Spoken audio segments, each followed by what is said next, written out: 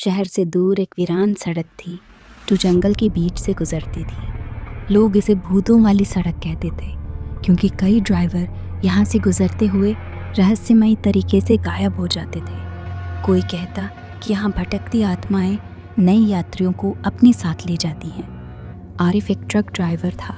वो रात को सामान लेकर शहरों के बीच यात्रा करता था। उस रात आसमान पर काले बादल छा गए थे, हवा जोर जोर से चल रही थी और अचानक तूफानी बारिश शुरू हो गई। सड़क पर पानी बह रहा था, वाइपर्स तेजी से चल रहे थे लेकिन शीशा साफ नहीं हो रहा था। बिजली कड़क रही थी और हर कड़ाके के साथ जंगल के पेड़ डरावने सायों की तरह नजर आ रहे थे। आरिफ ने रेडियो ऑन किया लेकिन सिर्फ शोर और धुंधली आवाज़ें आ रही थी। जीपीएस का सिग्नल गायब हो चुका था। वो सोच रहा था कि बस थोड़ी देर में शहर पहुंच जाएगा, लेकिन बारिश इतनी तेज़ हो गई कि सड़क नज़र ही नहीं आ रही थी।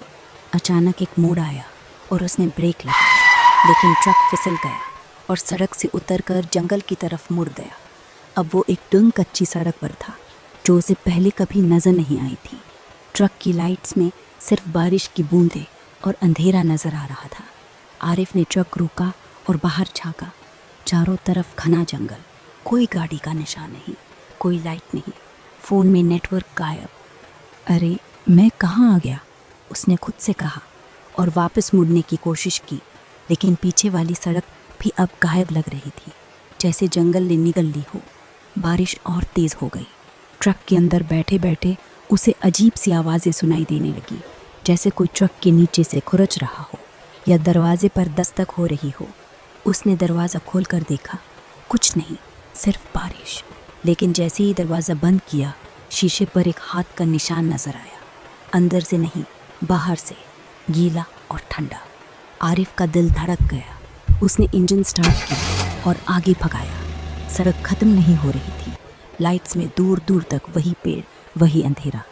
अचानक उसे सड़क के किनारे एक व्यक्ति नज़र आया, सफ़ेद कुर्ता पैजामा पहने, सिर झुकाए, बारिश में खड़ा। आरिफ ने हॉर्न बजाया लेकिन वो व्यक्ति नहीं हिला। करीब पहुंचकर उसने ब्रेक लगाया, लेकिन जब ट्रक रुका तो वहाँ कोई नहीं था। अब डर सचमुच शुरू हो गया।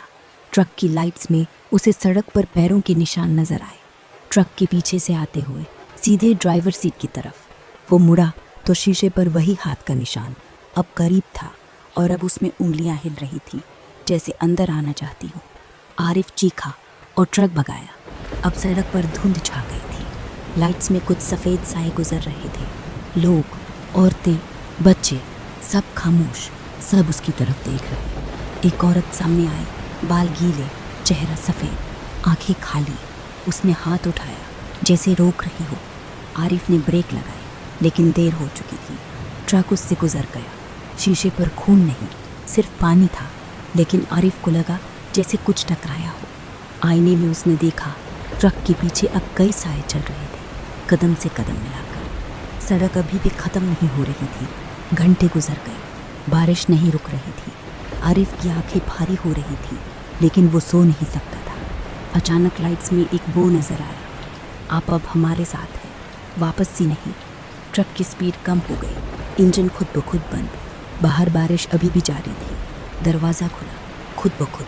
आरिफ ने चीखने की कोशिश की लेकिन आवाज़ नहीं निकली। बाहर सफ़ेद सायों ने घेरा डाल लिया था। सुबह बारिश रुक गई। पुलिस को एक खाली ट्रक मिला, जंगल की एक कच्ची सड़क पर। दरवाजे खुले, इंजन ठंडा, लेकिन ड्राइवर गायब। सीट पर सिर्फ एक गीला हाथ का निशान था और आईने में लिखा था, अब रास्ता भूलने की बारी तुम्हारी है।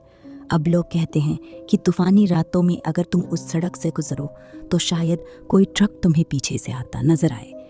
लाइट्स बंद, लेकिन अंदर कोई ना हो, और अगर तुम रुको तो तुम भी रास्ता भूल जाओगे, हमेशा के लिए।